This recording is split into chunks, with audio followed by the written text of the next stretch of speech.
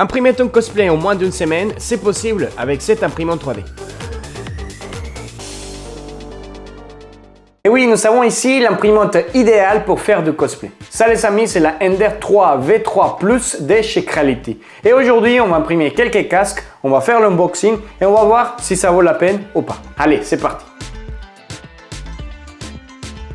On va commencer avec le déballage de cette machine, mais d'abord je voudrais remercier à TomTob qui m'ont envoyé cette imprimante 3D et vous allez trouver le lien de ce site internet dans la description de la vidéo.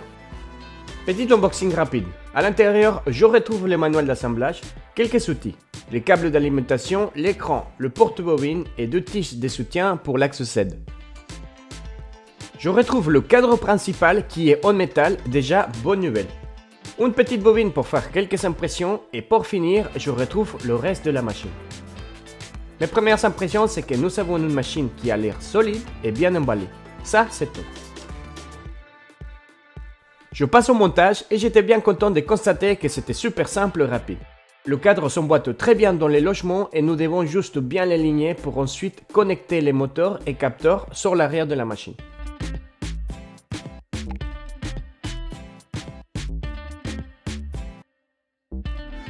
Il faut connecter aussi la tête d'impression et je passe à fixer le cadre avec quelques vis fournies.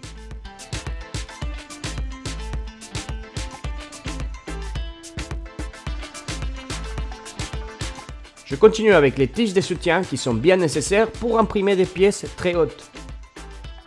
Dernière étape, l'écran.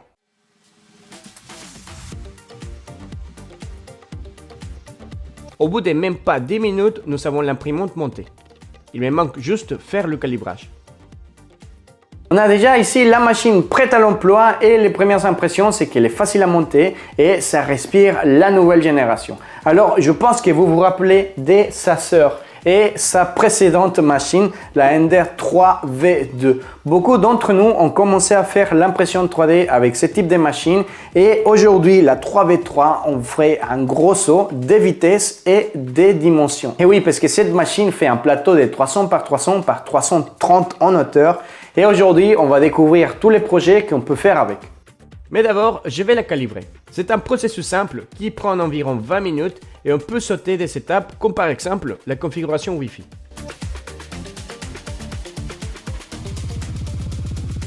La machine commence par faire quelques palpages de lit et quelques mouvements pour tester les capteurs et sa position. Elle va également faire un test de résonance qui dure environ 15 minutes. Et c'est parti pour imprimer ma première pièce. J'ai décidé de faire un Benchy qui était déjà préenregistré dans la clé USB. Je suis déjà très impressionné de la vitesse de la machine. Les images que vous êtes en train de visionner, ce sont en vitesse réelle. Comme vous pouvez le constater, ça rigole pas. Ouais, un peu mitigé de résultats, mais on va continuer avec d'autres tests. Parce que non, cette machine n'est pas faite pour faire des petites pièces. Je vais imprimer le casque de Dr Fatalis, le nouveau cosplay que je prépare. Et je conseille d'utiliser Orca Slicer, car nous avons un profil déjà prédéfini pour cette machine qui fonctionne très bien.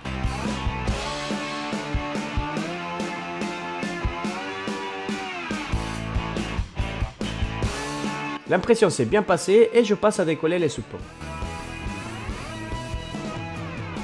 Alors pour le résultat, je suis un peu mitigé. On voit vraiment que la vitesse sur cette machine a un prix.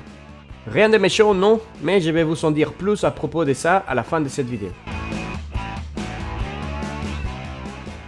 Je voudrais maintenant vous montrer un peu l'interface de la machine. C'est assez simple et l'écran répond bien. Dans la clé USB, nous avons déjà quelques fichiers pour tester la machine. Je conseille de commencer par ici pour bien valider que tout marche bien. Au niveau des options, nous avons les classiques et aussi la possibilité de la connecter via Wi-Fi, mais ce n'est pas nécessaire et d'ailleurs, j'ai même pas essayé. Ah, et nous avons l'option d'ajouter une caméra si besoin.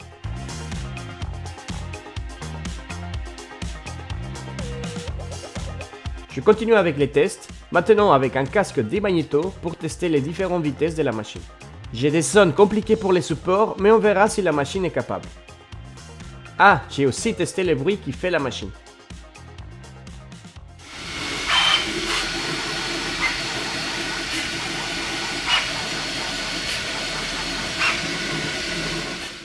Comme vous l'avez constaté, ça fait un peu de bruit, mais rien de méchant.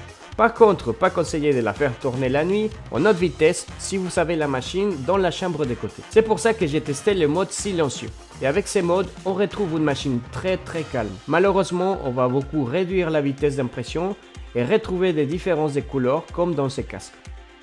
Qualité des casques, acceptable, mais on peut faire mieux. Dernier test d'impression et cette fois-ci je vais faire avec des fans bobines. Je voulais tester les capteurs de filaments et voici ma grande première mauvaise surprise. Alors, je ne sais pas si ça vient de moi, mais j'ai eu beaucoup de mal à comprendre le fonctionnement. J'ai même dû enlever le tube qui amène le filament pour retirer le reste des fils. À part ça, la machine ne perd pas la position et continue l'impression comme prévu.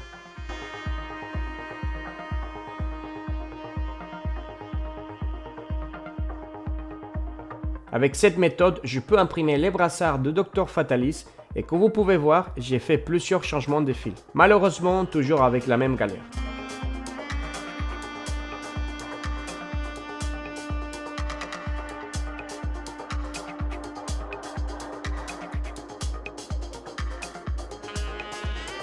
Je me suis fait plaisir et j'ai imprimé le reste du bras pour vous montrer un peu ce qui ça donne au niveau cosplay. Je vois une meilleure qualité après quelques ajustements et en utilisant un autre fil. Mais on garde toujours cet effet dû à la vitesse. Mais ça peut venir aussi de mon meuble où j'ai installé l'imprimante parce que ça bouge pas mal.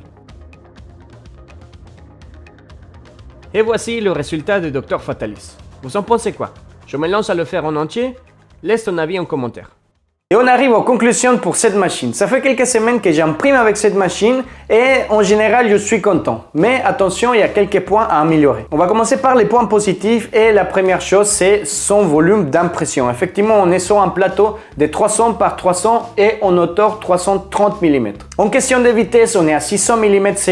Alors ça, la question de vitesse, attention, parce que beaucoup de gens vont vous dire des chiffres, etc. Je peux vous dire que j'ai slicé avec Orca Slicer, j'ai mis les paramètres de défaut et ça marche nickel. Oui, ça fait des bruits, oui, ça bouge pas mal, mais en comparaison d'autres machines, par exemple comme la Nycubic Cobra 2 Max, là j'ai pu imprimer. Avec l'autre machine, je ne pouvais pas imprimer, ça s'est décollé de plateau et là effectivement ça marche nickel. Déjà, avoir un profil déjà prédéfini chez Orca Slicer, ça nous améliore beaucoup la vie. Je sais qu'on a Creality Studio, mais franchement, le slicer Orca marche très bien et je vous le conseille fortement. Et la vitesse, pour vous donner un ordre d'idée, on a ces casques-là qui normalement, avec une machine comme ça, si vous vous rappelez bien, avec les Creality ou les Ender, il y a un bon moment, là on prenait environ 3 jours, 12 jours. Aujourd'hui, avec cette machine, cette casque-là, ça m'a pris environ 10-11 heures d'impression.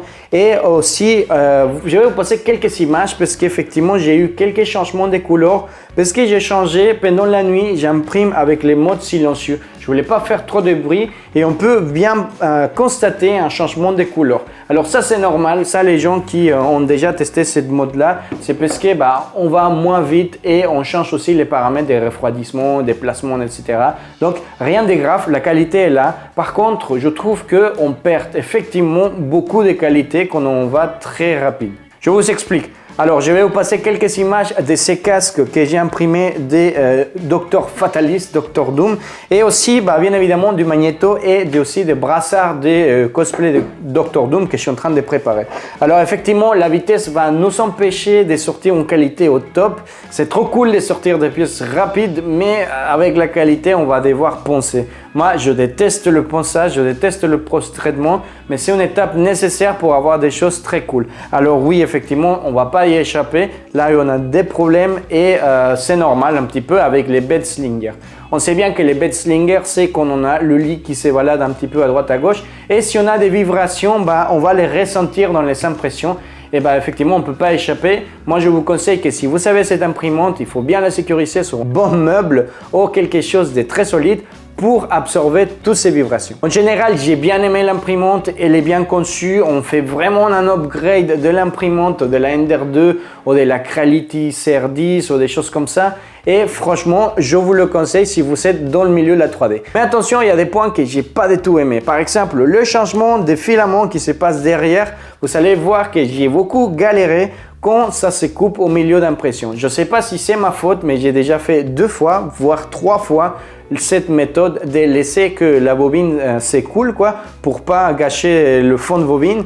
et franchement c'est galère et j'ai toujours peur de rater et de bouger la tête au milieu de l'impression parce que oui c'est vrai qu'au bout des 10-15 heures d'impression, rater une impression d'un casque ou des choses comme ça c'est quand même compliqué. Le prix de cette imprimante est aujourd'hui à 400 €, je vous laisse le lien dans la description de la vidéo et franchement ça prend quelques jours à arriver. De ce côté là il n'y a rien à dire, elle est bien emballée, on voit vraiment un châssis solide, c'est facile à monter et en quelques minutes on a une imprimante capable de faire des casques et de cosplay en général. Alors non, c'est pas l'imprimante la plus grande ni la plus rapide du marché, mais je trouve que ça, en entrée de gamme et pour quelqu'un qui fait des cosplays, c'est génial. Bref, si vous savez cette machine ou si vous hésitez de l'acheter, n'hésitez pas à laisser vos commentaires ou de me contacter par les réseaux sociaux. Vous savez bien que je suis bien actif sur Facebook, sur Instagram et quelquefois par TikTok. N'hésitez pas aussi à vous abonner à la chaîne. Vous savez bien qu'en ce moment, je suis en train de sortir une vidéo par semaine et ça m'aidera beaucoup si vous vous abonnez et surtout si vous partagez cette vidéo. On se retrouve la semaine prochaine pour une nouvelle vidéo d'un unboxing, d'un tutoriel ou d'un projet génial. Moi, je m'appelle Carlos et je vous dis à très bientôt. Bye bye.